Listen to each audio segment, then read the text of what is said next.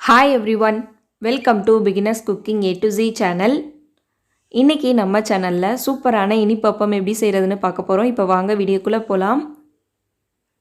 ஒரு மிக்சிங் பவுலில் 1 கப் மைதா ஆட் பண்ணிக்கிறேன். 1/2 கப் அளவு ரவை, 1/2 கப் அளவு ப்ரௌன் சுகர் ஆட் பண்ணிக்கிறேன். நீங்கள் வெல்லம் கூட சேர்த்துக்கலாம். 3 ஏலக்காயை இடித்து ஆட் பண்ணிக்கிறேன். 1/2 டீஸ்பூன் உப்பு, 1 பிஞ்ச் அளவு பேக்கிங் சோடா ஆட் பண்ணிக்கலாம். இப்போ இதை எல்லாத்தையும் நல்லா மிக்ஸ் பண்ணிக்கோங்க. இப்போ நல்லா கலந்தாச்சு. 1/2 கப் அளவு மில்கை கொஞ்சம் கொஞ்சமாக ஆட் பண்ணி நல்லா மிக்ஸ் பண்ணிக்கிறேன். நல்லா கலந்ததுக்கப்புறம் உங்களுக்கு ரொம்ப திக்காக இருந்துச்சுன்னா நீங்கள் வாட்டர் கூட ஆட் பண்ணிக்கலாம். இப்போ பாருங்கள், பேட்டர் நல்லா திக்காக இருக்குது. ஸோ 1/4 கப் வாட்டரை கொஞ்சம் கொஞ்சமாக ஆட் பண்ணிக்கிறேன். இதோட கன்சிஸ்டன்சி தோசை மாவு பதத்துக்கு இருக்கணும். நம்ம ரவை சேர்த்துருக்கனால இதை ஒரு 20 மினிட்ஸ் ஊற வச்சு எடுக்க போகிறோம். ஸோ இப்போ இதை க்ளோஸ் பண்ணிவிட்டு 20 மினிட்ஸ் கழித்து பார்க்கலாம்.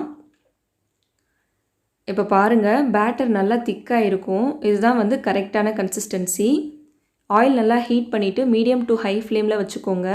இந்த மாதிரி குழிக்கரண்டியில் மாவை எடுத்து கொஞ்சம் கொஞ்சமாக உள்ளே சேர்த்துடலாம். நீங்கள் மாவு ஆட் பண்ணதுமே அது நல்லா உப்பி வரும். அந்தளவுக்கு ஆயில் நல்லா சூடாக இருக்கணும். 2 சைடும் நல்லா கலர் சேஞ்ச் ஆகிற வரைக்கும் ஃப்ரை பண்ணி எடுத்துக்கோங்க. பாருங்கள், 2 சைடும் நல்ல டார்க் கலராக ஃப்ரை ஆயிருச்சு. இப்போ இதை எடுத்துடலாம்.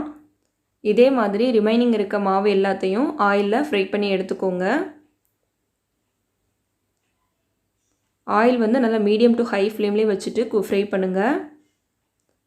இப்போ இதை எல்லாத்தையும் எடுத்துடலாம். அவ்வளோதான், சூப்பரான இனிப்பப்பம் ரெடி ஆயிருச்சு. இதை வரக்கூடிய நவராத்திரி மற்றும் தீபாவளிக்கு ட்ரை பண்ணி பாருங்கள். இந்த வீடியோ பிடிச்சிருந்தா ஒரு லைக் பண்ணுங்கள். இந்த வீடியோவை உங்கள் ஃப்ரெண்ட்ஸ் அண்ட் ஃபேமிலிஸ்க்கு ஷேர் பண்ணுங்கள். தேங்க்யூ.